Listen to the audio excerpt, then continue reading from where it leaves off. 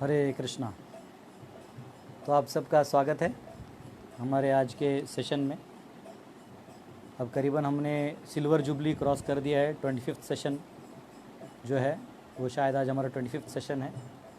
और हमने अभी तक सारे जो फ़िलॉसफिकल एस्पेक्ट्स हैं इस संसार को जानने के लिए, भगवान को जानने के लिए, इन सब को हमने सुन लिया है ना।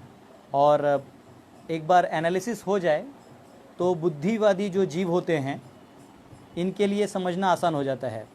तो फिलॉसफी जो है, तत्वज्ञान जो है, इससे हम भगवान को बहुत अच्छे तरीके से समझ सकते हैं। इसलिए भक्तों को फिलॉसफी समझते हो या तत्वज्ञान समझते हो तो आलस नहीं करना चाहिए या अपने आप को दूर नहीं रखना चाहिए। कई बार लोग सेंटिमेंटल अप्रोच रखते हैं। एक बार प्रभुपाद जी चेन्नई गए थे तो सब जानते थे कि राधा कृष्ण के बहुत अच्छे भक्त हैं और राधा कृष्ण का भक्त मतलब रासलीला। तो उन्होंने कहा कि चलिए, स्वामी जी जिनके घर पे वो रुके थे, तो उन्होंने कहा स्वामी जी आप ऐसा करिए कि आप हमको रासलीला सुनाइए। तो प्रभुपाद ने कुछ नहीं बोला, प्रभुपाद चुप बैठे। बाद में उन्होंने कहा नहीं, आप प्लीज़ हमको रासलीला सुनाइए। कुछ नहीं कहा। तो उन्होंने बहुत प्रेशराइज़ किया, जैसे रात में आके नहीं, जैसे बहुत बड़ा फेवर कर दिया वैसे प्रभुपाद जी के ऊपर बोला। तो उन्होंने बोला हाँ। तो बोले देखिए, आप क्वालिफाइड हो सकते हैं सुनने के लिए, लेकिन मैं क्वालिफाइड नहीं हूँ बताने के लिए। तो भगवान की लीलाओं को समझने के लिए भी एक पात्रता चाहिए। एक हमारा डेटम लाइन बोलते हैं उसको, जैसा सिविल इंजीनियरिंग में डेटम लाइन होता है, हर एक रेफरेंस लाइन होता है, वैसे हमारे अंडरस्टैंडिंग का भी एक लेवल होना चाहिए।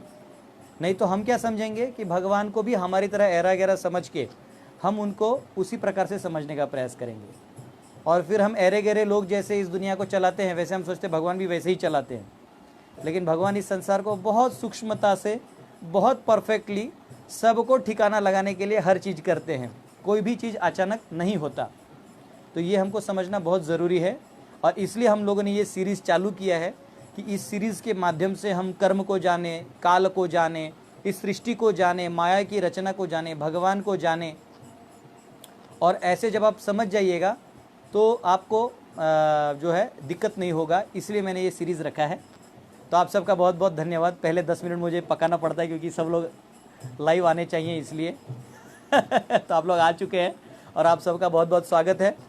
सभी जो रेगुलर हियरर हैं, आप लोग श्रोतागण ही मेरी शक्ति हैं। हरे कृष्णा। कुछ ओरिजिनल आईडी से आए हैं, कुछ फेक आईडी से आए हैं, लेकिन जो भी आए हैं सब सुनने के लिए आए हैं। तो कल तक मैंने आपको बताया था कि किस भाव से हमको भगवान को अप्रोच करना चाहिए। ठीक है, जैसे दुर्योधन ने भी भगवान को देखा, अर्जुन ने भी भगवान को देखा, लेकिन दोनों में भाव का फर्क था। आज भी देश में लॉकडाउन है, समाज में लॉकडाउन है, तो कोई भी नेता अपने लिए ये निर्णय नहीं लेता। लेकिन क्या है कि जो लोग देश प्रेमी हैं वो कहते हैं कि कुछ भी हो जाए, मेरे हालत हो जाए, लेकिन देश का भला हो। और जो देशद्रोही है वो बोलता है वो नेता मरे, ये मरे, वो स्वार्थ पहले सोचता है। आसुरी प्रवृत्ति और सुर प्रवृत्ति यानी दैवी प्रवृत्ति के लोग जो होते हैं ये हमेशा दूसरों का भला सोचते हैं, अपने बुरे वक्त में भी। और जो आसुरी प्रवृत्ति के लोग होते हैं वो अच्छे वक्त में भी खुद का ही सोचते हैं, बुरे वक्त में भी पहले अपना सोचते हैं।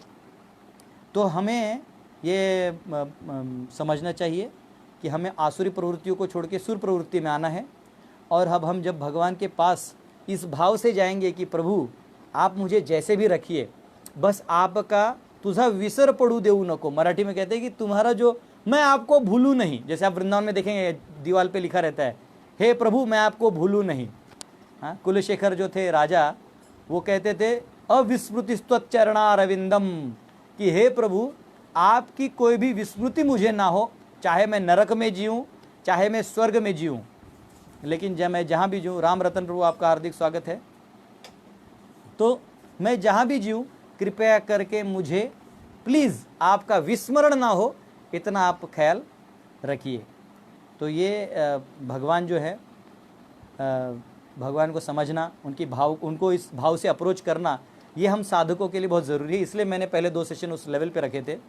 आज मैं आपको बताऊंगा कि भगवान के साथ हर जीव का शाश्वत संबंध है। आप ये कभी मत सोचिए। आपको एक चीज़ बताता हूँ, कोई भी जब मर रहा होता है, किसी का कोई गला दबाता है और मार रहा होता है, या चाकू से मार रहा है या गोली से मार रहा है, तो कोई भी मरना नहीं चाहता। मालूम है क्यों?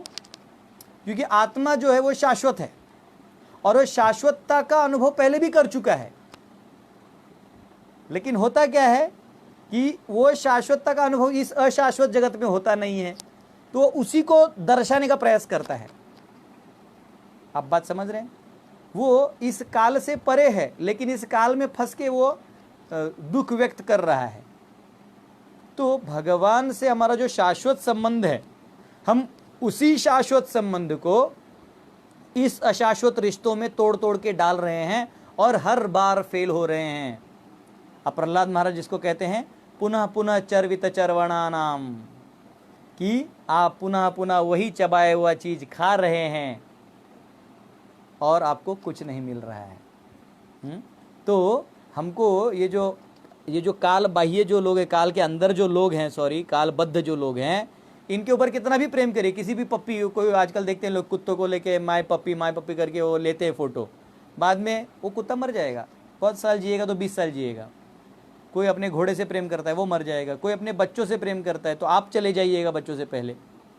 कोई पत्नी से प्रेम करता है, कोई अपने प्रेयसी से प्रेम करता है, तो कहीं ना कहीं हम यही जो प्रेम शाश्वत में लगाना है वो अशाश्वत में लगा के अपने आप को फंसा लेते हैं। लेकिन इससे एक चीज दर्शाता है, every coin has the second side. तो सेकेंड साइड ये है कि इसका मतलब कहीं ना कहीं हमारा शाश्वत रिश्ता है, लेकिन हम वहां उसको मिले नहीं हैं या उसके बारे में हमने खोज खबर नहीं की है। तो कौन है वो? तो ये है भगवान के साथ जो हमारा शाश्वत संबंध है, वो एक्चुअली हमारा शाश्वत रिश्ता है। इसलिए भगवान गीता के 18वें अध्याय में भी कहते हैं, न च तस्मान मनुष्येषु कश्चिन में प्रिय कृतमः भविता न च मे तस्मात् अन्य प्रियतरो भुवि। वो कहते हैं कि हे अर्जुन, मुझे इससे ज़्यादा प्रिय कोई नहीं है जो मेरा ये ज्ञान, मेरा और जो ये जीव के बीच में प्रेम वाला संबंध है, इसको वो दूसरों को जाके जब बताता है, वो मुझे बहुत प्रिय है। गरीबों को जो खाना खिलाता है, बहुत अच्छा पुण्य का काम कर रहा है। गरीबों के लिए कुआं खोद के देगा, किसानों को मदद करेगा, और किसी अबल स्त्री को मदद करेगा, किसी प्राणियों की जान बचाएगा। ये सब बहुत अच्छे काम हैं, परंतु ये मेरे शाश्वत रिश्ते को नहीं ना जोड़ते। इसलिए ये काम भी जो गौण है, सेकेंडरी है। प्राइमरी है कि उस जीव को भगवान से जोड़ दो। जैसे कोई व्यक्ति गरीब है, भीख मांग रहे हैं, लेकिन आपको पता चले अंबानी का बेटा है, उसको अंबानी के पास भेज दोगे तो ऐसी सारी गरीबी दूर हो जाएगी। अलग अलग से उसको हर रोज 100 रुपये दे के क्या करिएगा? तो अगर कोई भगवान का अंश है, भगवान का पुत्र है, तो उसको भगवान से जोड़ देने में भला है, अलग से रख के कोई फायदा नहीं। तो भगवान से हमारा शाश्वत संबंध पहले भी था, आज भी है, आगे भी रहेगा। भगवान ये जो सायुज्य मुक्ति की बात करते हैं ना, जो कहते हैं कि हम ब्रह्म में लीन हो जाते हैं, सब एक हो जाता है, तो ये झूठ है। नत्वेवा हम जातु नासम नत्वम नेमे जनाधिपा न चैव न भविष्याम सर्वे वयम मतः परम। भगवान कहते हैं कि अर्जुन, ऐसा कोई समय नहीं था। हाँ, कोई भक्त कह रहे हैं कि श्लोक नंबर मेंशन करें, ये 2.11 या 2.12 है शायद, तो आप देख लीजिए। तो वहाँ 2.12 होना चाहिए। तो वहाँ भगवान कह रहे हैं कि आप जो है श्लोक नंबर ज़्यादा बोलने से पांडित्य दिखाई देता है, इसलिए श्लोक नंबर से ज़्यादा श्लोक क्या है वो इम्पोर्टेंट है, ठीक है। तो कोई बात नहीं, इधर कमेंट्स आते हैं ना, तो उसमें आज हमारे साथ रामगढ़ के कुछ प्रभु जी भी आए हैं, दोनों आपको कैमरा में दिखाता हूँ, ये आपको ऑपोजिट कैमरे में दिखाई देंगे। तो ये जो भक्त हैं ये रामगढ़ से आए हैं, खास स्पेशली एक व्हीकल ड्राइव करके लेक्चर सुनने के लिए आए हैं, तो इनका हम स्वागत करेंगे हमारे टीम में। हरि बोल। तो इनसे भी थोड़ा बात कर रहा था मैं। तो 2.12 में भगवान कहते हैं, अर्जुन ऐसा कोई समय नहीं था जब तुम नहीं थे, मैं नहीं था, ये राजा नहीं थे, और ऐसे कोई समय आएगा भी नहीं जब ये नहीं होंगे, ये हमेशा रहेंगे। तो प्लीज ये जो मर्ज होने की और अपने अस्तित्व को गायब करने की बात करते हो, मत करो। तुम्हारा मुझसे शाश्वत संबंध है, हर जीव का मुझसे शाश्वत संबंध है, और यही जोड़ने तो मैं अवतार लेके नीचे आता हूं। एक बार अकबर ने बीरबल को पूछा, अरे बीरबल, ये हिंदू में लिखा है ये देवता लोग नीचे आते हैं और अवतार लेते हैं, मैंने सुना है तुम्हारा विष्णु अवतार लेता है, तो अवतार लेने क्या जरूरत है? विग्रह मूर्ति की जो तुम लोग पूजा करते, क्या जरूरत है? तो बीरबल तो स्मार्ट थे। हाँ, बीरबल नाम के जितने भी आदमी है वो बहुत स्मार्ट होते हैं। हमारे अभिनव प्रभु के फादर का नाम है बीरबल सिंह। तो वे बहुत दिमाग वाले होते हैं, बहुत चतुर होते हैं। तो बोला मैं अभी जवाब नहीं दूंगा, वक्त आने पर दूंगा। तो एक बार यमुना में जब वो सैर कर रहे थे, राजा बीरबल, 4 सिपाही तलवार लेके पूरा ऐसा खड़े थे, और वो बीरबल का जो बच्चा था, अकबर का सॉरी, वो बादशाह, वो भी बैठा था बोट पे। तो बीरबल ने बच्चे को बोला इधर इधर इधर इधर, बोला, ठप्प करके उसको पानी में फेंक दिया। जो ही यमुना के गहरे पानी में फेंक दिया, इमीडिएटली अकबर ने खुद छलांग मारा, बच्चे को पकड़ा, वापस बोट पे लाया और बोला, गुस्ताख बीरबल, तुमने क्या किया, क्यों फेंका तुमने मेरे बच्चे को? तो बोले, प्रभु आपने जंप मारा, आपके पास 4 गार्ड थे तो जान देने के लिए पगार लेते हैं, आपने ताली बजाया तो चारों कूद गए होते, आपने क्यों जंप मारा? बोले मेरा बेटा है। तो बोले इसलिए भगवान नीचे आते हैं, क्योंकि वो जानते हैं सब मेरे बेटे हैं। वो अपना संबंध बनाने के लिए खुद आएंगे, किसी और को क्यों भेजेंगे? और किसी और को भी भेजेंगे तो अपना संबंध जोड़ने के लिए भेजेंगे। और ऐसे लोगों को गुरु माना जाता है। सिर्फ दाढ़ी बढ़ा के गांजा फूकने वाले गुरु नहीं होते। गुरु वो होता है जो आपका और भगवान का संबंध जोड़ के अपना कोई भी चीज़ न ले। जैसे खाने में नमक होता है ना, होता है लेकिन दिखता नहीं लेकिन खाना का टेस्ट नमक की वजह से होता है। मसाले का टेस्ट तब तक नहीं उठेगा जब तक आप नमक नहीं डालिएगा। वैसे भगवान और जीव का संबंध तब तक मिठास नहीं आएगा जब तक आप गुरु से नहीं समझिएगा। तो भगवान को समझने के लिए इतना तो मैंने आपको तत्व ज्ञान दे दिया जितना आपको समझना चाहिए। आज हम इन शाश्वत संबंधों का रस समझने का प्रयास करेंगे। मैं इस रस को इसलिए समझा रहा था, कई भक्त मुझे बोल रहे थे, प्रभु जी भगवान साकार हैं कि निराकार हैं, कृपया करके हमको बताइए। तो मैंने बोला साकार निराकार की बात तो मैं आपसे करूंगा, लेकिन मैं तब करूंगा जब मैं आपको पहले भगवान के रसों का आस्वादन करवा दूं। क्योंकि अगर आप भगवान के रसों का आस्वादन नहीं करेंगे, अगर मैं आपको रसगुल्ला नहीं खिलाऊंगा तो क्या होगा? आप करेले से भी टेस्टी कुछ है ये नहीं समझ पाइएगा। कोई व्यक्ति केवल करेला खा रहा है, लेकिन उसको एक बार रसगुल्ला खिला दीजिए, उसके बाद उसको करेला कड़वा है ये बताने का ज़रूरत नहीं है। तो कई बार लोग बोलते हैं प्रभु भगवान साकार हैं कि निराकार हैं, बताइए। तो बताएंगे आपको। कोई भी क्वेश्चन आप पूछेंगे मैं छोड़ने वाला नहीं हूँ, क्योंकि लॉकडाउन लंबा चलने वाला है। मेरे यहाँ तो सस्ते में सब्जी आता है, मैं तो खा पी के बोलने वाला हूँ। बच्चे आप लोग देख लीजिए कितना लोग रह पाते हैं, फिर आप लोग सुनिए। और ये जो भी सुन रहे हैं वो जाके प्रचार करिए। आगे जाके हो सकता है आपको अलग अलग गांव वगैरह में जाना पड़े, तो आप ये ज्ञान बांटिए। प्रभुपाद बोलते थे गो प्रीच। प्रभुपाद जी के गुरु महाराज थे भक्तिवेदांत सरस्वती ठाकुर, तो कहते थे गो preach to everybody. If nobody is listening, preach to the animals. If animals are not listening, preach to the walls, but preach. है ना? जाके आदमियों को कहो, नहीं सुन रहे प्राणियों को बताओ, नहीं सुन रहे दीवार से बात करो, लेकिन जाके प्रीच करो। जैसे वीर सावरकर जो थे, वो दीवार पे देश के भक्ति के गीत लिखते थे। नेमजसी ने परत मातृभूमिला सागरा प्राण तड़मड़ला। वो अपने देश का प्रेम दीवार पे लिख सकते थे, तो क्या हम भगवान के प्रति जो हमारा प्रेम है दीवार में नहीं लिख सकते हैं? हमारे एक सन्यासी हैं प्रभुपाद जी के शिष्य श्रीधर महाराज, अभी वो भगवत धाम हैं। तो वो उन्होंने जब उनको एक बार ऐसे हुआ था कि इस्कॉन जूहू में एक बार कुछ एक हमारे सिक्योरिटी गार्ड ने किसी को डिफेंस में मारा था, तो बेचारे का जान चला गया। तो उसकी वजह से श्रीधर महाराज तभी टेम्पल प्रेसिडेंट थे, उनको कुछ समय के लिए जेल में रहना पड़ा। तो जो जेल में जब वो गए तो तभी जन्माष्टमी आ गया, लेकिन उनको बेल नहीं मिला तो उनको जेल में रहना पड़ा। तो वो बोले अरे मेरा बॉस भी जेल में ही पैदा हुआ था, मतलब कृष्ण जो है जेल में ही पैदा हुए थे, चलो यही जन्माष्टमी मनाएंगे। तो अब अंदर में तो कुछ था नहीं, मतलब ऐसे नहीं कि कुछ मिठाई विठाई बांट सकते हैं। तो उन्होंने मानसिक रूप से ही जन्माष्टमी मनाया, और सभी जो कैदी थे उन्होंने भी मानसिक रूप से वो मना रहे थे। तो अगर हम चाहें तो भगवान को कहीं भी स्मरण कर सकते हैं। तो आइए हम उन रसों को समझें, फिर हम साकार निराकार की बात को गहराई से समझेंगे, तत्व से समझेंगे, शास्त्रों के माध्यम से समझेंगे। कई बार लोग क्या करते हैं, अपना पॉइंट पुट करने के लिए केवल निराकार वाले श्लोक बोल देते हैं, साकार वाले छोड़ देते हैं। कई साकारवादी क्या करते हैं, साकार वाले श्लोक बोल देते हैं और निराकार वाला छोड़ देते हैं। तो ये ऐसा नहीं होता। ये दोनों को समझने के लिए आपको तत्व से समझना होगा। तो भगवान जो है हम सबसे संबंध रखते हैं, और हमारा संबंध 12 रसों में डिवाइड किया गया है। रस यानी उसको इंग्लिश में मेलो बोलते हैं, मेलो, या फिर उसको आस्वादन करने का एक तरीका। जैसे पति पत्नी के बीच में जो रस होता है वो स्वकीय रस हो गया। पैरामोर के साथ जो अफेयर होता है, किसी और के साथ जब आपका प्रेम है लेकिन आप वहाँ है नहीं, उसको बोलते हैं परकीय रस, पैरामोर बोलते हैं। जब आप किसी से लड़ाई करते हैं, और लड़ाई करने में भी मजा आता है, जैसे आप कुश्ती में देखते हैं, ऐसा दंगल करते हैं, ऐसा लेते हैं, एक दूसरे को पटकते हैं, तो दुश्मन नहीं होते, वो खेल के नियम है। उस खेल में कौन जीतता है, कौन किसका पीठ पहले जमीन पे लगाता है, वो रस का आस्वाद है, उसको बोलते हैं वीर्य रस। हाँ, डरावना हॉरर होता है, हॉरर, तो उसमें उसको बोलते हैं भयानक, डर जाता है आदमी करके ना।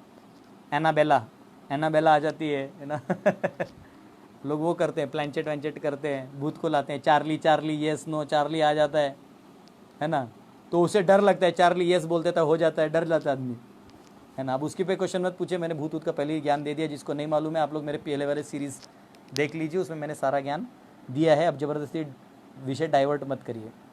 तो इन 12 रसों का मैं आपको वो बताता हूँ। भक्ति रसामृत सिंधु में हमारे रूप गोस्वामी एक आचार्य हैं, उन्होंने इस रसों का वर्णन किया है। तो वो पूरे रसों का वर्णन किसी से हमने डीप में जाएंगे, लेकिन आज हम कुछ रसों का आस्वादन करेंगे। पर मुख्य में इनका नाम सुन लीजिए। एक रस है, उसका नाम है रौद्र रस, हास्य रस। रौद्र यानी रोने वाला। हाँ, आपने रुदाली सुना होगा, रुदाली एक मूवी भी था, दिल करे घबराए तो ये वो गाना वाला मूवी है, आप देख सकते हैं। तो रुदाली मतलब एक रोने का ग्रुप आता था, जो आता था, और केवल राजा महाराजाओं के घर में कोई मर जाए तो जनरली राजा महाराजा लोग थोड़े निष्ठुर होते हैं, दे आर मर्सीलेस। अभी आप देख रहे हैं लाखों लोग चल के घर से अपने सिटी से घर जा रहे हैं, इनका खाने का नहीं, कई महिलाओं को रास्ते में अपने गर्भ का जन्म देना पड़ रहा है, कई लोग तो डर के मारे गर्भपात करवा रहे हैं, इतना बड़ा घृण पाप करवा रहे हैं। और उधर जो बैठे हैं दिल्ली में, इनको थोड़ा भी शर्म नहीं है, बेशर्म है, बेशर्म, ये बेशर्म ही है। इन्हीं का वोट लेके इन्हीं के बारे में नहीं सोच रहे हैं। हाँ, 20 लाख करोड़ की बात कर रहे, भैया ट्रेन चला दो, इनको अपने घर पहुंचा दो, ये लोग अपना रोटी रोजी खा लेंगे, भैया नहीं चाहिए तुम्हारा। तो एक बार कोई पद पे बैठ जाए तो नीचे वाले का नहीं सोचता है। तो वैसे ही यहाँ पे जो राजा महाराजा थे, इनके घर पे कोई चले जाते तो इतना ज़्यादा दुख नहीं होता था। तो अब रोएगा कौन, अभी नहीं रोएंगे तो भी नकली लगेगा। तो तभी वो लोग राजस्थान में ना एक रुदाली ग्रुप रखते थे, रुदाली, रोने वाला ग्रुप वो आते थे, आज चूड़ी पोड़ पोड़ के रोते तो इसको बोलते हैं रौद्र। तो जब आप रोते हैं भगवान के सामने, और आप हमेशा अपने आप को पापी समझते हैं और भगवान से वो वाला संबंध रखते हैं, तो वो एक रोने वाला, रुदन करने वाला जो ग्रुप है, वो भाव है। वो जैसे ना, वो एक आपका क्रंदन बोलते हैं उसको, हृदय में क्रंदन आता है, वो भाव है।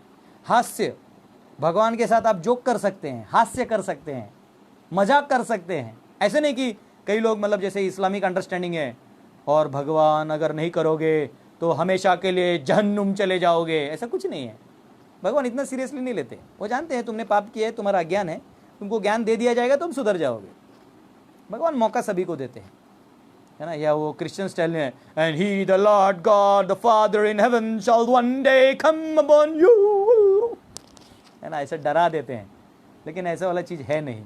भगवान बहुत दयालु, आप भगवान के साथ मजाक भी कर सकते हैं। एक बार भगवान के जो ग्वाल बाल थे, ये लोग क्या किए, सखा लोग भगवान के लिए वो समोसा ले आए। हर कोई लंच में घर से कुछ कुछ लाता था, और दोपहर में लोग गैया चराने जाते थे ना, तो गैया जो बछड़े चराते थे तो बछड़ों को छोड़ देते थे, आप खुद यहाँ खेलते रहते थे। तो एक ने बोला, कृष्ण तुम मुंह खोलो और आंख बंद करो, और मैं जो मुंह में डालूंगा बताओ मेरे मैया ने तुम्हारे लिए क्या बना के दिया है। तो कृष्ण जो आंख मूंद लेते थे, फिर कोई उनके मुंह में समोसा देता था, ओ वाह वाह वाह, मैया ने समोसा भेजा है। फिर कोई पकोड़ा देता था, कोई कुछ देता था। और फिर एक भक्त क्या करता था, मिर्ची दे देता था, मिर्ची जो होता है वो डाल देता था। तो भगवान आ करके चिल्लाते थे, तो सारे ग्वाल बाल ताली बजाते ये करके हंसते थे सब। तो ये हो गया हास्य। ऐसा नहीं कि भगवान के सब हैं, अब भगवान है, भगवान समोसा खाइए, ऐसा नहीं होता था इतना ही नहीं, भगवान भी इतना अच्छा रस रखते थे कि जब ऐसा करते थे सखा लोग कि भगवान ऐसा कोई छाछ पीता था ना, ऐसा तो जैसा मधुमंगल है वो छाछ पी लेता था, तो पूरा मुंह ऐसा वो हो जाता, भर जाता था। तो भगवान उसके मुंह को ऐसा मारते थे तो मुंह खुल जाता था, तो मुंह से जो बाहर निकलता था उसको भगवान आ करके पी लेते थे तो भगवान जो है ना, ये इनको ये झूठा है, ये खट्टा है, ये प्यार से दो, भजताम प्रीतिपूर्वकम। इसलिए मैंने कल वाला लेक्चर इसी पे बताया, कि प्यार नहीं करोगे तो आपका सारा व्यर्थ है, सारे मंत्र तंत्र पूजा मुद्रा सारा सब वेस्ट है। हाँ, कई लोग बोलते हैं प्रभु जी भोग दिखाते हो तो ऐसे से करना चाहिए कि ऐसे से करना चाहिए। अरे ऐसे वैसे छोड़ो, जो बनाए प्यार से बनाओ। ये प्यार नहीं रखोगे तो किस फायदे का। एक बार परशुराम चौबे जी करके एक ब्राह्मण थे वृंदावन में, 500 साल पहले की बात है।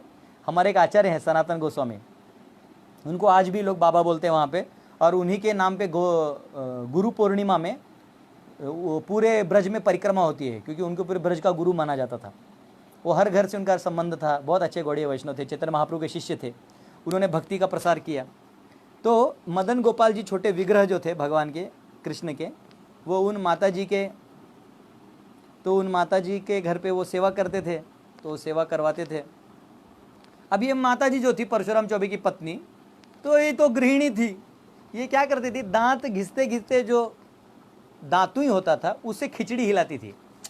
अगर आपको कोई ऐसा खिचड़ी खिलाता, आप बोलेंगे माता जी no you should be hygienic, sanitizer से लगा के हिलाइए, है ना। लेकिन बेचारी का भाव इतना हाई था कि वो हिलाती थी, अब भोग बना के ठाकुर जी को खिला देती थी।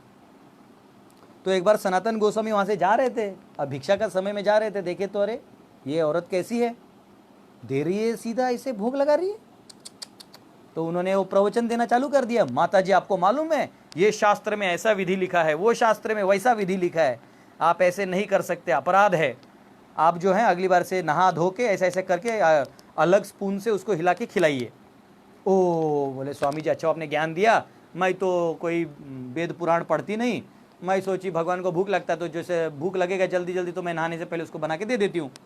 तो बोले बहुत अच्छा। अब फिर क्या हुआ, तो अगले दिन से जो अच्छे से बना के देने लगे, भगवान वो फेंकने लगे। वो भोग रखते थे वो फेंक देते थे, रखती थी फेंक देते थे। तो फिर ब्राह्मण को भी चिंता हुआ।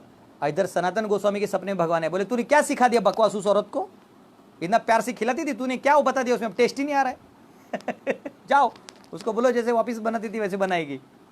तो सनातन गोस्वामी वापस गए, बोले माता जी, बोले अरे बाबा आप इतना अच्छा ज्ञान दिए, मैं तो अब रोज नहा धो के टाइम पे सब बनाती हूँ, लेकिन ये भगवान तो खाते ही नहीं। तो बोले ऐसे मैया, वो जो तुम पहले दातुई वाला करती थी ना, वो वही प्रोसीजर करो, थोड़ा उसमें भगवान को आनंद आ रहा है। तो ये समझने वाली बात है, भगवान जो है उनको प्रेम चाहिए। तो हाथ से भी आप भगवान से एक संबंध बना सकते हैं। फिर आता है अद्भुत। अद्भुत यानी जब आप भगवान की इस विराट रूप को देखते हैं। हाँ, जब 11वें अध्याय में गीता में पूरा विराट रूप जब भगवान ने दिखाया अर्जुन को, अर्जुन देखते रह गया, चक्क हो गया, बोलते हैं ना, न आदि न मध्य न अंत, मैं कुछ नहीं देख पा रहा हूं प्रभु, मुझे कुछ नहीं समझ रहा है, मुझे ऐसा लग रहा है मैं बीच में खड़ा हूं कि आप मेरे ऊपर खड़े हैं, कि मतलब मुझे कुछ नहीं समझ रहा है। मार्कंडेय ऋषि जो थे, मार्कंडेय ऋषि ने एक बार भगवान को बोला, 7 कल्प, 12 या 7 कल्प शायद, कल्प यानी 1000 दिव्य युग, उसका रात मतलब 2000 दिव्य युग टोटल, अगर एक पूरा ब्रह्मा का दिन पार करेंगे तो ऐसे मार्कंडेय ऋषि 7 कल्प तपस्या किए।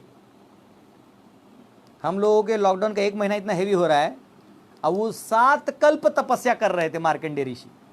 आज जब भगवान प्रसन्न हुए, दर्शन दिए, तो भगवान से उन्होंने एक ही इच्छा किया, बोले पूछ मार्कंडेय बोलो क्या चाहिए तुमको। बोले प्रभु बाकी तो ठीक ही है, थोड़े आपके ये जो क्या बोलते हैं उसको, माया का जो शक्ति प्रभाव है ये कैसे काम करती है, ये थोड़ा हमको बताएंगे। तो भगवान बोले छोड़ दो ना, क्यों तुम माया के चक्कर में हो, बहुत जटिल शक्ति है। दैवी ही एष गुणमयी मम माया दुरत्यया, बहुत दुरत्यया है। हाँ, तो कृपया करके मेरी माया शक्ति का एग्जाम मत लेना। तो बोले नहीं नहीं प्लीज प्रभु भगवान, मुझे माया शक्ति का दर्शन करना है। तो भगवान बोले तथास्तु। तथास्तु बोले भगवान गायब। अब मार्कंडेय ऋषि अपने कुटीर के पास खड़े थे, और कुटीर से पूरा जो मतलब आसपास में नॉर्मल गाय ये सब थे, और जोर जोर से जो है बारिश आने लगा, आंधी आने लगा, तूफान आने लगा। अभी जो ये आ रहा है पूरे इंडिया में शर्वरी संवत्सर की वजह से, तो ये आने लगा, और पूरा जो है पूरा पानी भरने लगा, और मार्कंडेय ऋषि जो है वो तैरने लगे, और लास्ट में एक पेड़ का सहारा लेके वो पकड़े थे, और वो बैनियन ट्री था, अक्षयवट, जो कभी डूबता नहीं प्रलय में।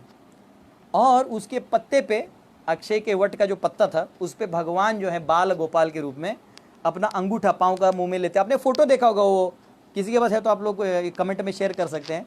वो अंगूठा लेके भगवान ऐसे बैठ के हंस रहे हैं मार्कंडे को देख के। हाँ, वो जो हम गाते हैं ना, वो करारविंदे न पदारविंदम मुखारविंदे विनिवेशयन्तम वटस्य पत्रस्य पुटे शयानम बालम मुकुंदम मनसा स्मरामि। हाँ, ये जो दामोदर, श्री कृष्ण दामोदर जो है, ये जो पूरा बिल्वा मंगल ठाकुर ने लिखा है, किसी दिन हम लोग इसको भी गाएंगे। जैसे कल हमने कृष्णाष्टकम गाया, वैसे किसी दिन हम इसको भी गाएंगे आप लोगों के लिए, क्योंकि आप लोग कृष्ण के भक्त हैं, इसलिए आपको उसमें डुबा के रखना जरूरी है। तो इधर क्या है, जब मार्कंडे ने देख लिया, प्रभु बचाइए, ये क्या हो गया, आप तो माया दिखाने वाले थे, तो बाढ़ है। तो भगवान ने क्या किया, अपने गल्प कर लिया, मार्कंडे को अंदर डाल दिया। गल्प किया तो भगवान के पेट में चले गए। ध्यान से देखिए, माया शक्ति देखिए, गल्प कर लिया, अंदर कर लिया। अंदर जब वो गए तो उनको वो ही दिखाई दिया जहां वो पहले थे। उनका कुटीर वैसे का वैसे है, वो वैसे के वैसे हैं। तो उनको समझ नहीं आया, मैं तो यही था, तो मैं गया कहां। माँ यशोदा ने, जब कृष्ण ने वो खाया, मट्टी खाया, तो माँ यशोदा ने बोलो मुंह खोलो, मट्टी खा, नहीं मुंह खोलो, छड़ी लिया। तो कृष्ण ने मुंह खोला, तो माँ ने क्या देखा, सारे ब्रह्मांड नक्षत्र वो सब देख लिया। और ये भी देख लिया कि मैं इसके मुंह में देख रही हूं, वो भी देख लिया। अब नहीं समझ रहे हो तो अब ये सृष्टि भगवान के अंदर है कि बाहर है। अंतर्बाहिश्च तत्सर्वम व्याप्य नारायणस्परः। अंदर भी वही है, बाहर भी वही है। आप भगवान के अंदर ही हैं, आप भगवान से दूर नहीं है। हाँ, जो हम लोग नरसिंह आरती में गाते हैं ना, हाँ, बहिर नरसिंहो हृदय नरसिंहो, ये तो यामी तो नरसिंहो। भगवान सब जगह हैं, अंदर भी हैं, बाहर भी हैं।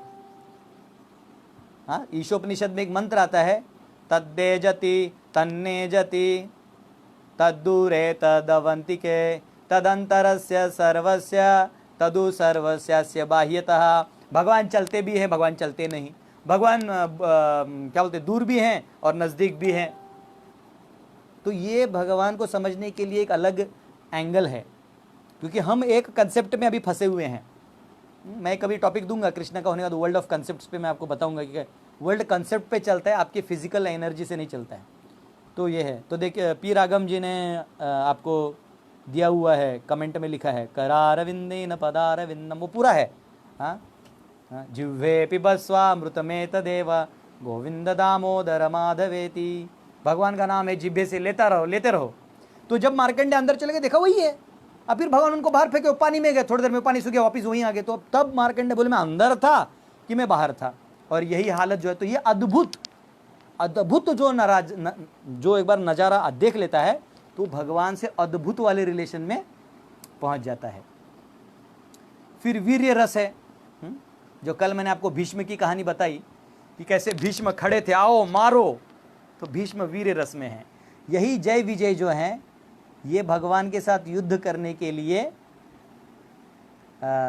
वो असुर बन के आते हैं, और वही भगवान के भक्त हैं, द्वारपाल हैं, लेकिन असुर बन के आते हैं ताकि भगवान से भी वो वीर्य रस में मजा आना चाहिए ना। मार रहे हैं, नरसिंह देव ने हिरण्यकशिपु को पकड़ा और फिर छोड़ दिया, तो देवताओं को थोड़ी देर के लगा गलती से जीत रहा है क्या। जैसे आप कभी रेसलिंग वगैरह देखा होगा, या बॉक्सिंग मैच हो कुछ देखा होगा, या मिक्स मार्शल आर्ट्स होते हैं, उसमें फाइट होता है, फ्री फाइटिंग होता है, तो कोई गिर जाता है, हारने वाला है, लेकिन वो फिर जीत जाते हैं ना।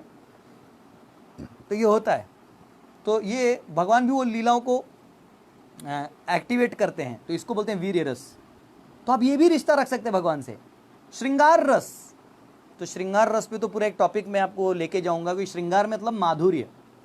भगवान के साथ हमारा माधुर्य संबंध भी है।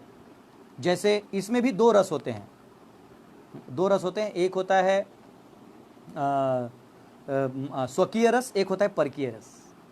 स्वकीय मतलब जो रानियां थी भगवान की, 16,108 रानियां जो थी, इन्होंने स्वकीय रस से भगवान से संबंध रखा था, और जो राधा रानी और गोपियां थी इन्होंने परकीय रस रखा था। अब परकीय रस और स्वकीय रस में क्या डिफरेंस है, मैं ये पूरे चैप्टर को एक अलग कल के टॉपिक में या फिर परसों के टॉपिक में मैं इसको इंसर्ट करने का प्रयास करूंगा। कल हो सकता है मैं कृष्ण नारायण विष्णु ये रिलेशन आपको बताने का प्रयास करूं, परसों हो सकता है मैं आपको स्वकीय परकीय का बताऊं, फिर 7वें एपिसोड में मैं साकार और निराकार की परिभाषा मैं आपको करने का प्रयास करूंगा। तो ये जो स्वकीय रस होता है इसमें अपनत्व की भावना, पति के रूप में भावना अलग होती है। उसमें आप पति को डांट सकते हैं, खोने का डर नहीं होता है, चल 7 फेरे लिए जाएगा कहाँ। परकीय रस में होता है अरे मैंने कुछ बोल दिया तो कहीं मुझसे बात करना ना बंद कर दे, ये भाव होता है। अरे वो परकीय में ज़्यादा प्रेम होता है। देखिए वो जो लोग लव मैरिज करते हैं इन लोगों का एक प्रॉब्लम होता है कि ये लोग शादी से पहले एक दूसरे को बहुत दिन रात पूछते हैं, माँ बाप का नहीं सुनते, किसी का नहीं सुनते, समाज का नहीं सुनते, बेशर्म की तरह प्रेम करते हैं। शादी के बाद देखते हैं तो फिर वो डांटते रहती है, तो बोलते हैं तुम तो ऐसी थी नहीं, वो भी बोलता है तुम भी ऐसे नहीं थे, क्योंकि शादी के बाद स्वकीय रस आ जाता है। तो इस पूरे रस को श्रृंगार रस कहते हैं। अब स्वकीय रस में क्योंकि तब समय नहीं मिलेगा, लेकिन मैं आपको मीराबाई की कहानी बताऊंगा। मीराबाई की कहानी बताऊंगा तो आज का टाइम खत्म हो जाएगा, लेकिन मीराबाई की कहानी जो है, आप लोगों ने इस जन्म की कहानी तो सुनी होगी कि मीराबाई जो हैं वो एक वो थी, रानी की बेटी थी, और उनका बड़ी बहन का शादी चित्तौड़गढ़ या उधर किसी राजा से हुआ था, और फिर उसके वो जो माता जी थी जो उनकी सिस्टर थी वो गुजर गई जल्दी। तो पहले एक रीति रिवाज था कि फिर उसकी बहन का शादी वहीं हो जाता है, क्योंकि राजघराना जो है वो अपना रिलेशन तोड़ते नहीं।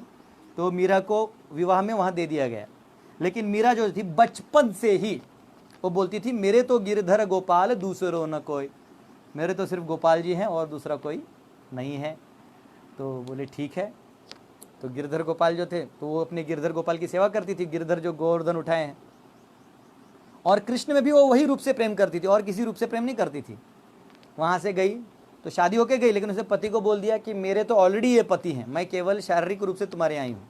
तो वो राजा जो था वो समझता था इसकी भाव को, तो बोला ठीक है मैं तुम्हें महल के अंदर ही एक मंदिर बना दूंगा और उसी में तुम्हारा कमरा बना दूंगा, तुम वहीं रहना।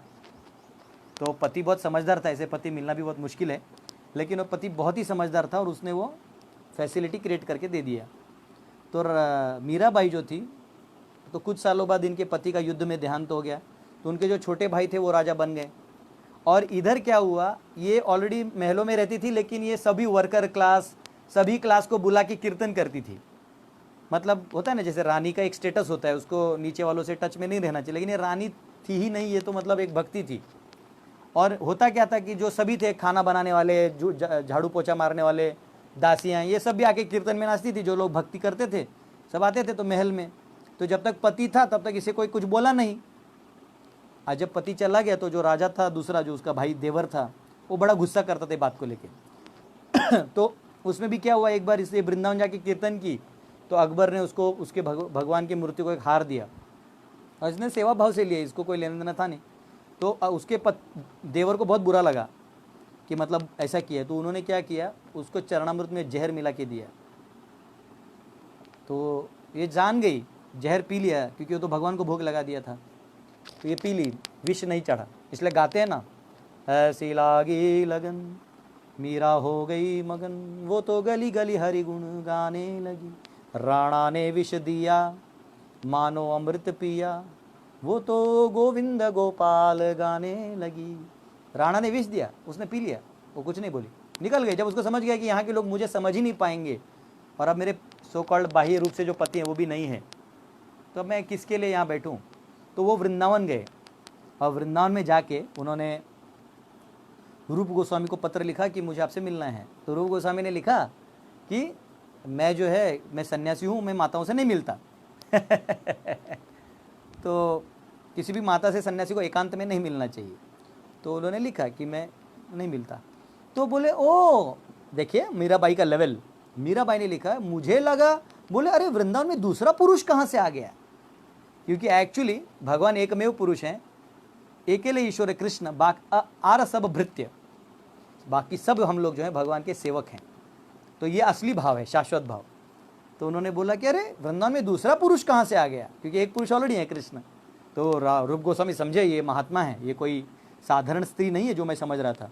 तो गए, तो उन्होंने बोला देखिए माता जी, आपका जो भाव है वो भगवान को पति के रूप में प्राप्त करने का है, स्वकीय रस है, तो आप द्वारका में जाके भजन करिए, वृंदावन में परकीय भाव को ज़्यादा स्थान है। तो तब उनके आदेश पे वो द्वारका गई। अब उधर गई तो फिर अंत में वो भगवान में विलीन हो गई, और उनका ये सब सबको मालूम है। लेकिन उनका पिछला जन्म बहुत लोगों को नहीं मालूम है कि कैसे उन्होंने ये जीवन प्राप्त किया।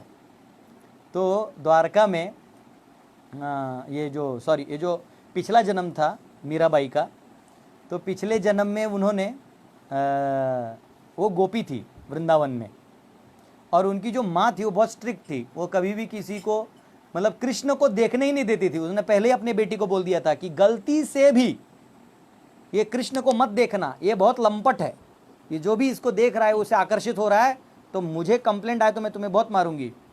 तो ये गोपी थी तो बहुत अच्छी, लेकिन माता पिता का बात तो मानती थी। तो उसने अपना पल्लू जो है, मतलब आज आप अभी भी देखेंगे वो राजस्थानी या वहाँ का ऐसे घूंघट पहना रहता है, ठीक है। घूंघट और बुरखा में फ़र्क है। बुरखा में आप पूरा उसका कम से कम उसका जो ब्यूटी है उसको पूरा डिमोलिश कर देते हैं, लेकिन पल्लू से क्या है कि जैसे होता है जेठ होता है, कोई पति का बड़ा भाई हुआ, ससुर जी हुए, ये पिता तुल्य हो जाते हैं। तो इनके सामने आप असली बेटी हैं भी नहीं और बेटी हैं भी, तो इसलिए वो पर्दा जो हल्का सा था वो रहता था। और ये डिसिप्लिन बहुत अच्छा है, इससे सोसाइटी जो है एक दूसरे को कोऑपरेशन में बहुत अच्छा काम कर सकती है। ये फ्री बर्ड के चक्कर में ये इलिसिट अफेयर्स हो रहे हैं, जो बेसिकली पुलिस को भी तकलीफ दे रहा है, समाज में भी दिक्कत हो रहा है, और मीडिया वाले उसको उछाल उछाल के दिखा तो रहे हैं लेकिन कर कुछ नहीं रहे। आधे मीडिया के जर्नलिस्ट तो खुद ही स्कैंडल कर रहे हैं, ठीक है। पर एनीवेज ये दुख की बात है, जरूर मेरा पांडव सेना इसको बहुत पावरफुल फॉर्म में जवाब देगा, हरे कृष्णा। लेकिन वो अलग चीज़ है। यहाँ पे मीराबाई सोची कि जो बच्ची थी पिछले जन्म में, तो बोले अरे मैं नहीं देखूंगी कृष्ण को कभी, ना ना ना ना ना, मैं क्यों देखूं कृष्ण को, मैं नहीं देखूंगी। मम्मी ने बोला है। मेरी एक भांजी है, वो आई थी, भांजी मेरी कज़िन सिस्टर की डॉटर है, तो वो बहुत मानती है मेरे को। तो बच्चे तो तब मानते जब उनको गिफ्ट्स दो, तो मैंने उसको एक ड्रेस खरीद के दिया, तो बड़ी खुश, मामा जी ने दिया है, मामा ने दिया है। तो जब वो आई थी एक काम से, तो उसको ट्रेन में लाते वक्त मेरी बहन ने बोला था कि इसको किसी से भी नहीं खाना, कोई भी, हम मेरे सिवाय तुझे कुछ कोई खाने दे तो नहीं खाना। ये उसको इतना डांट दिया था कि वो जब मेरे पास आई तो मैंने बोला चलो खिलाता हूँ, तो नहीं मामा नहीं खाना है। बोले क्यों, इतना दूर से मेरे पास क्यों आई जब नहीं खाएगी तो बोलती मम्मी ने बोला है। तो बच्चे इतने इनोसेंट होते हैं कि मम्मी ने बोल दिया है या घर वालों ने बोल दिया तो मानना है। तो बच्ची जो थी मीराबाई पिछले जन्म की, वो उसके माँ ने बोल दिया कि कहीं नहीं देखना, ये लंपट है, इसके नज़र में तो गलती से भी नज़र मत मिलाना, ये टेढ़ा भी है, इसका नज़र में से ये क्या बयान कर देगा, है ना। ये ब्रह्मा जी ने जो आंखों में शक्ति दिया है वो अलग है। आप चेहरे से या आकार से किसी को जाने न जाने, लेकिन किसी आंखों में आंख डाल के देख लें तो वो क्या सोच रहा है और क्या मन में बोल रहा है वो फट फट फट फट ट्रांसफर होता है। इसलिए कभी भी आंखों से आंख नहीं मिलाना चाहिए, और जानना है तो आंखों में आंख डाल के देख लीजिए, सब समझ में आ जाता है। मराठी में बोलते हैं ना, डोळा हा मनाचा आरसा है, चेहरा हा मनाचा आरसा है, उसमें डोळा भी जो है, आंख जो है आपके मन को पूरा प्रदर्शित कर देता है। तो इन्होंने क्या किया, मीराबाई तो अभी चुपचाप बच्ची थी तो, और उसका शादी भी हो गया, पहले विवाह होता था 10 साल 11 साल में, शादी हो गया। तो एक बार इससे पति ने बोला कि कभी कृष्ण को बुलाए अपने घर पे, ऐसी होगा। कृष्ण बोला अरे तुम्हारा किससे विवाह हुआ। अब कृष्ण तो सब जानते हैं। मजे ले रहे थे। अब वो माता आई तो जो बच्ची थी, जो मीराबाई पिछले जन्म की, वो प्लेट वेट लेके आई भी, जो खाना था दे के चली गई। बोले अरे इस गोपी को हम कभी देखे नहीं। तो बोले अरे हाँ ये वो गांव की है, ऐसा ऐसा विवाह हुआ। ओ अच्छा अच्छा अच्छा, भगवान कुछ बोले नहीं। और ये अंदर से एक आवाज़ सुन के ही इसको वो हो रहा था कि अरे मुझे देखना है देखना है देखना है, लेकिन अब करे तो करे क्या, मम्मी मम्मी का आवाज़ और इधर कल्चर तो नहीं देखा उन्होंने। वो गोपी वाला जो भाव था, जब गोपियाँ भाग के चली जाती थी, वैसे ये नहीं थी, ये थोड़ी ऐश्वर्य भाव में थी, भले ही वृंदावन में थी। तो फिर क्या हुआ, फिर आपको ये इधर तक लीला खत्म हो गया। फिर गोवर्धन लीला आपने सुना होगा, जब भगवान ने गोवर्धन उठाया था।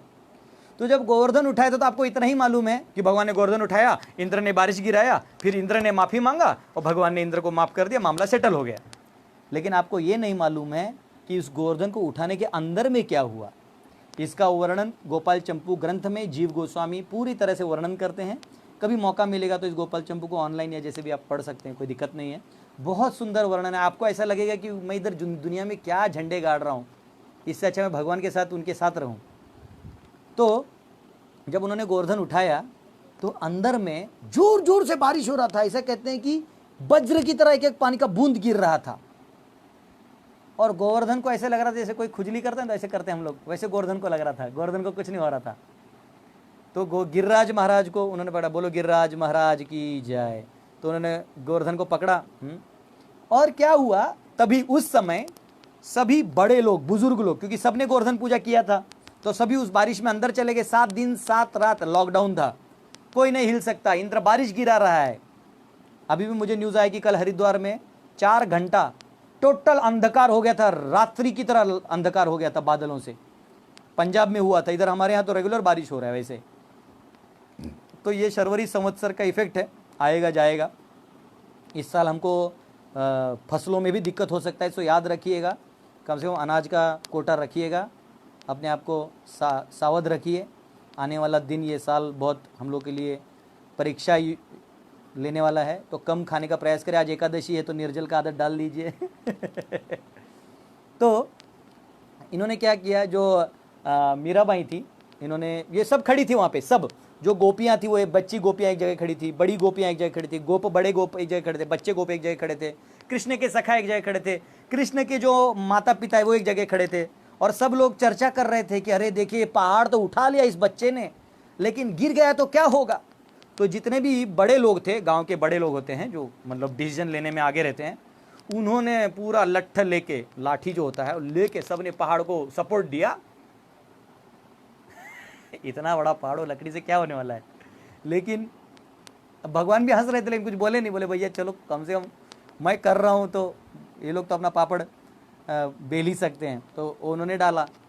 फिर यशोदा बोली, अरे मेरा बेटा पहाड़ उठा रहा है, डिहाइड्रेशन हो गया तो पहाड़ गिर जाएगा, अब फिर मेरा बच्चा खाएगा कैसे एक हाथ से।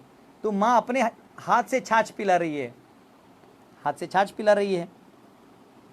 अब यहाँ रोहिणी सोच रही है, बलराम जी की माँ, कि अगर इसके पसीना आने वाला है और पसीना अगर आंखों में ड्रिप कर गया ऐसे, तो होता है ना कभी कभी पसीना आता है तो यहाँ से गिरता है, तो ऐसे हो जाता है, ऐसे करेगा तो कहीं पहाड़ गिर गया तो इसलिए रोहिणी क्या कर रहे थे, अपने साड़ी से मुख पोंछ रही थी कृष्ण का बार बार।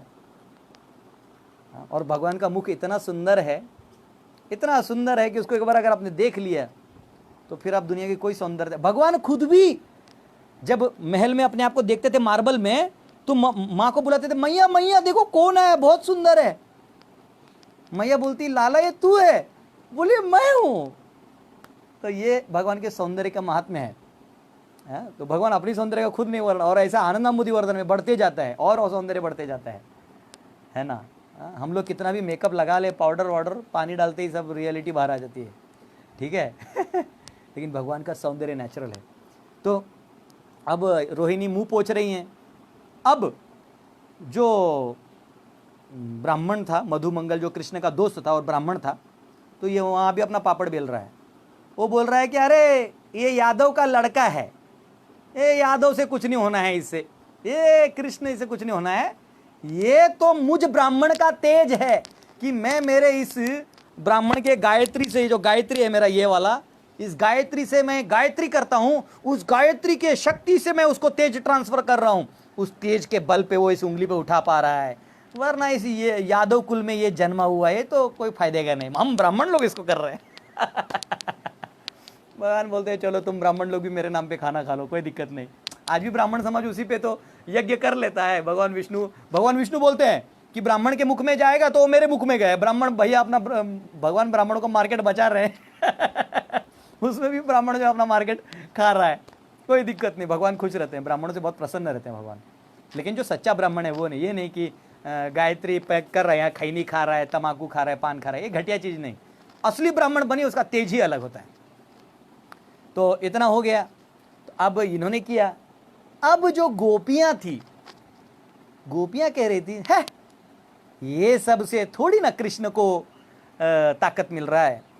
वो तो कृष्ण ने अपने कटाक्ष से, कटाक्ष यानी जो आई साइड ऐसे आंख कर दे ना, ऐसे, हाँ, अपने कटाक्ष से वो राधिका को देख रहे हैं और राधिका अपने कटाक्ष से उनको देख रही हैं। उस कटाक्ष से जो ताकत जा रहा है उसके वजह से उठा पा रहे हैं। जो ही राधिका आंख नीचे कर लेगी ये पहाड़ गिर जाएगा। तो हर कोई अपना उसमें स्तुति और गान कर रहा है। करते करते पता चला कि जो मीराबाई थी पिछले जन्म की, इनको जो जो गोपी थी बच्ची, उसका जब शादी हुआ था वो लॉकडाउन में वो भी फंस गई। अब उसको जो पल्लू के अंदर नहीं देखूंगी रहा नहीं जा रहा था। अब वो ठान लेगी कुछ भी हो जाए मैं देखूंगी, जो हो जाए देखूंगी। तो उसने क्या किया, थोड़ी देर के लिए पल्लू ऐसे ऊपर करके ऐसे कृष्ण को देखा, और जो ही देखा तो भगवान ने किया ऐसे किया, जैसा था ना आप किसी की चोरी पकड़ ली, को देखना चाहते हैं, तो तब उस लड़की को लगता है कि मुझे देख। वैसे ये मीराबाई जो थी गोपी, उन्हें देख लिया, वहां से कृष्ण ऐसा करे तो उसने पल्लू नीचे कर लिया, और उसको वो जो छवि थी गिरधर गोपाल की जो छवि थी वो अंदर चली गई। तो भगवान बोले इस जन्म नहीं, अगले जन्म में मैं तुम्हें पूरी तरह से प्राप्त करूंगा, तुम मुझे प्राप्त कर सकती हो। तो इस प्रकार भगवान जो हैं, फिर इसलिए इस जन्म में उसको वो भाव मिला। तो ये समझना बहुत ज़रूरी है कि भगवान हमारे हर भाव में हमसे हमारे साथ रहते हैं। वैसे श्रृंगार रस का तो मैं बहुत एक लेक्चर ही दूंगा, क्योंकि राधा रानी को समझना, गोपियों को समझना इतना आसान नहीं है। रानियों को समझना आसान है, गोपियों का जो भाव है वो समझना इतना आसान नहीं है, तो इसको हम लोग अलग से लेक्चर में समझाएंगे। तो ये एक श्रृंगार रस था। फिर दया का रस है, भगवान बहुत दया करते हैं, हम भी, ये दया का रस है। फिर दास्य रस है जो हनुमान जी ने दिखाया, एक दास्य भाव। आज हम लोग दास्य भाव पे एक गाना गाएंगे जो हमारे श्याम प्रभु, अगर आपको जब श्याम प्रभु गाते तो आवाज़ आता है क्या, हाँ बोलिए, नहीं तो मेरे को माइक में उनको ट्रांसफ़र कर दूंगा, यस लिख दीजिएगा तो मैं फिर उनको माइक दूंगा, या श्याम प्रभु थोड़ा नज़दीक आके भी गा सकते हैं, मैं उनको माइक दे सकता हूँ। ये हनुमान जी पे एक बहुत अच्छा गीत है, मराठी में है ना, लेकिन वो मराठी का गीत आप सब गा सकते हैं, आपको बोली समझ में आ जाएगा, मराठी में बहुत सिंपल है। और वो गीत हम लोग हनुमान जी को डेडिकेट करेंगे। दास्य भाव जो है, सेवा का भाव, साख्य भाव, भयानक भाव, विभत्स भाव, शांत भाव, वात्सल्य भाव, ये सब भावों का चर्चा हम कल के सत्र में करेंगे। आज का मेरा समय समाप्त हो रहा है, वैसे करने को तो हम चर्चा बहुत कर सकते हैं, इस अन्य रसों को कल चर्चा करेंगे और भगवान के कई और लीलाओं का श्रवण करेंगे। तत्पश्चात विष्णु नारायण की चर्चा करेंगे कुछ और सत्र में, तत्पश्चात साकार निराकार की चर्चा करेंगे, उसके बाद हम कॉस्मोलॉजी और अन्य विषयों पे वापस जाएंगे। ठीक है, तो किसी का कोई प्रश्न हो तो कमेंट में ज़रूर लिख दीजिएगा, हम उसका जवाब देने का प्रयास करेंगे। और आज जो है कीर्तन करने से पहले श्याम प्रभु जो हैं, वो आपको श्याम प्रभु के बारे में बता दूं। श्याम प्रभु मेरे साथ करीबन अभी 11 से 12 साल हो गए हैं, ये जुड़े हैं मेरे साथ। ये जो आपको मृदंग लेके दिखाई दे रहे हैं, ये श्याम प्रभु हैं, मेरे साथ करीबन 10 से 12 साल जुड़े हुए हैं, बहुत ही डेडिकेटेड डिवोटी हैं और बहुत हार्ड वर्किंग हैं। इन्होंने हजारीबाग में प्रीचिंग किया है, सातारा में प्रीचिंग किया है, और मेरे साथ एक छोटे भाई की तरह हमेशा रहे, मेरे सुख दुख में रहे हैं।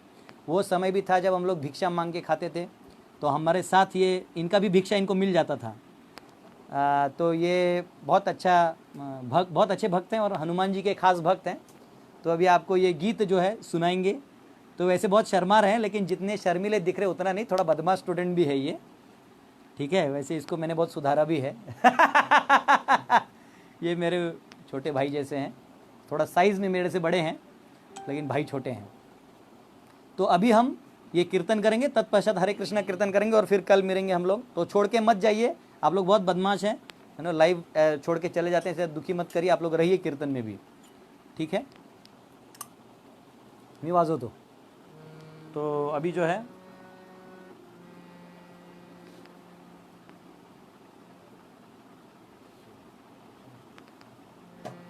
ये रिकॉर्ड कर हो गया ना। अंजनीच्या सुधा तुला रामाचं वरदान, अंजनी बोला बोला जय जय हनुमान. अंजनीच्या सुता तुला रामाचे वरदान, कमुखान बोला बोला जय जय हनुमान. अंजनीच्या सुधा तुला रामाचं वरदान, अंजनीच्या सुता तुला रामाचं वरदान,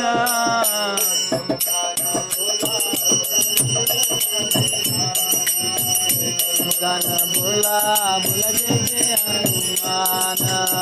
दिव्य राम भक्ती अमृत तुझी काया.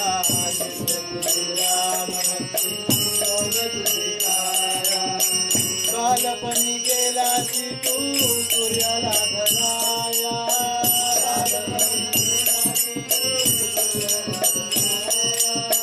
बालपणी गेलास तू सूर्याला धराया बालपणी गेलास तू सूर्याला धराया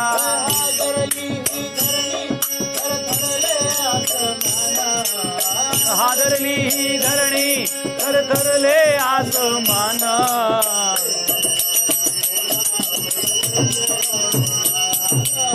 एक मुखान बोला बोला जय जय हनुमान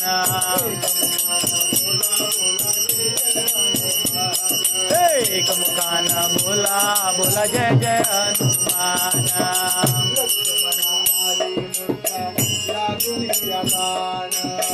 लक्ष्मणे आली मूर्छा लागून बाण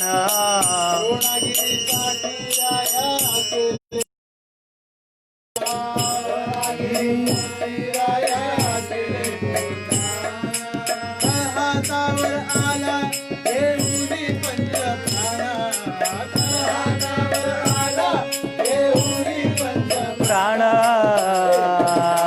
बोला एक मुखान बोला बोला जय जय हनुमान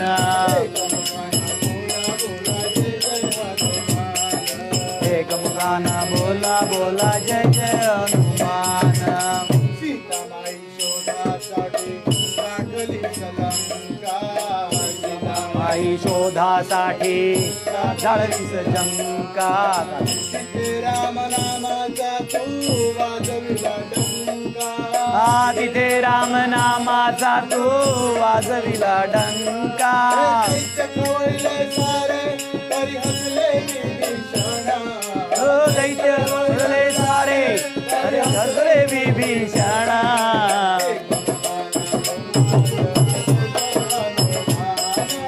एक मुखान बोला बोला जय जय हनुमान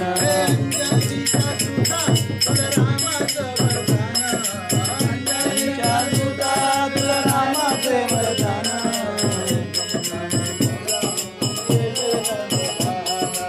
एक मुखान बोला बोला जय जय हनुमान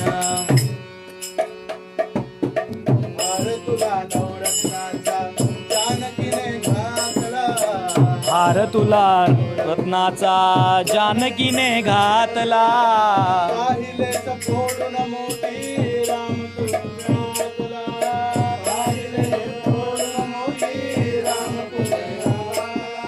उघडून आपली छाती दाविले प्रभू श्रीराम हे उघडून आपली छाती लावली श्रीराम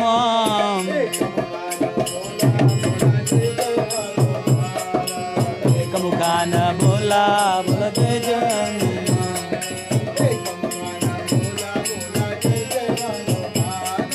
एक मुखान बोला बोला जय जय हनुमान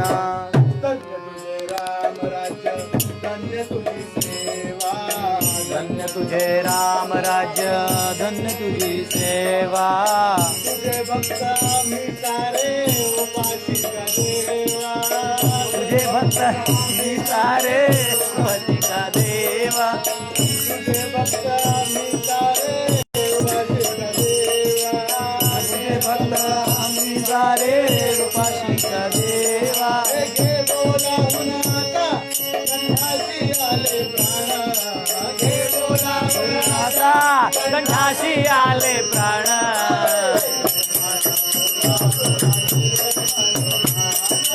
एक मुखान बोला बोला जय जय हनुमान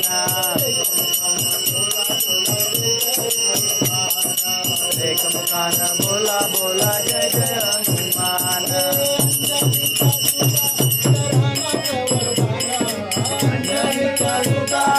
रामाचे वरदान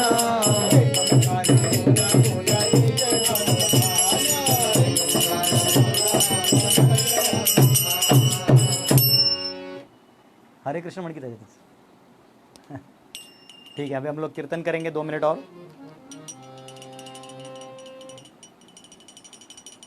हरे कृष्णा हरे कृष्णा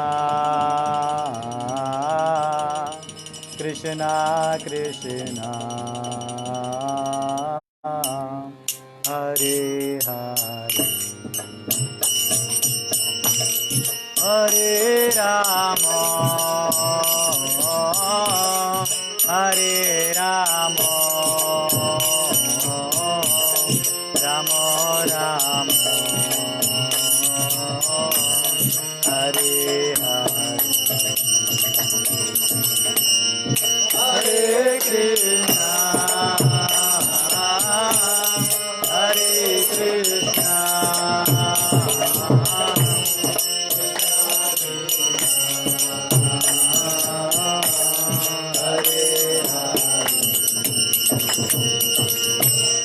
हरे राम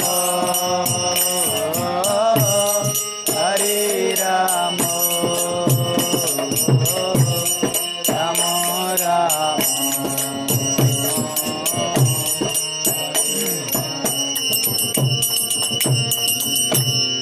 हरे कृष्णा हरे कृष्णा कृष्णा कृष्णा हरे हरे हरे राम हरे राम राम राम हरे हरे हरे कृष्णा हरे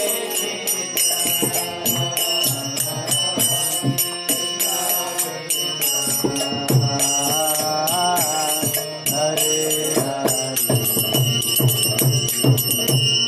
हरे राम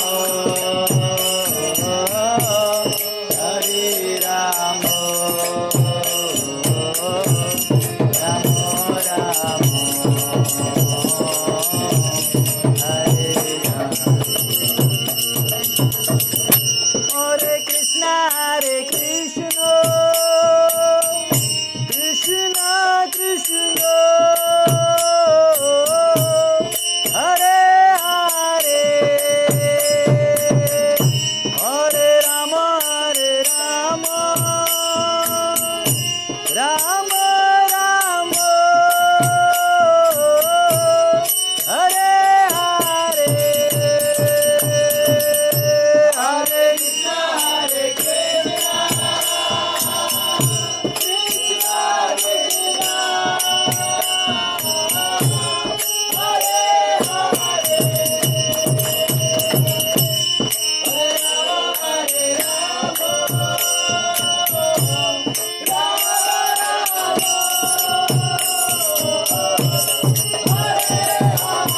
राम हरे कृष्णा कृष्णा कृष्णा हरे हरे हरे राम हरे राम राम राम हरे हरे हरे कृष्णा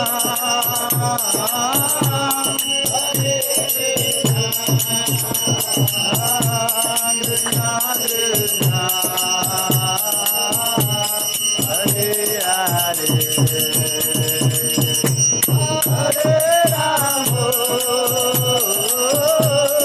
राम हरे राम राम राम हरे हरे हरे कृष्णा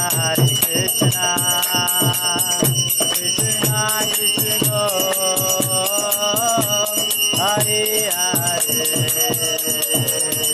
हरे राम राम राम हरे हरे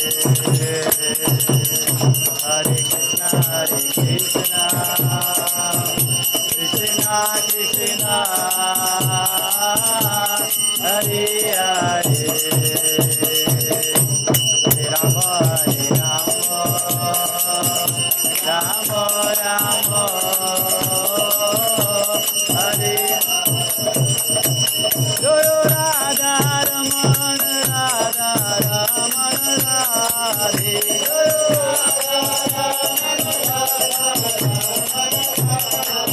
जय गौरानिताय गौरानिताय गौरानिताय जय गौरानिताय जय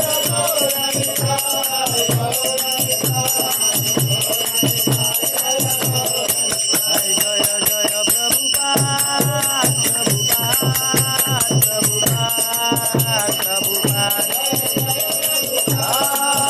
प्रभुपाद प्रभुपाद निताय गौर हरि बोल हरि बोल हरि बोल हरि बोल निताय गौर हरि बोल हरि बोल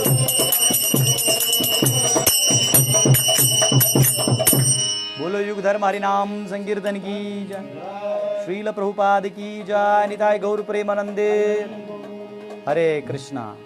तो आप सबका बहुत बहुत धन्यवाद अंत तक रहने के लिए, और कल समय पे आइएगा क्योंकि कल हम लीलाओं का श्रवण शुरुआत से करेंगे, तत्वों को भी समझेंगे और भगवान की जीवन दर्शनी पे और गहरा जाएंगे। हरे कृष्णा। श्रील प्रभुपाद की जय।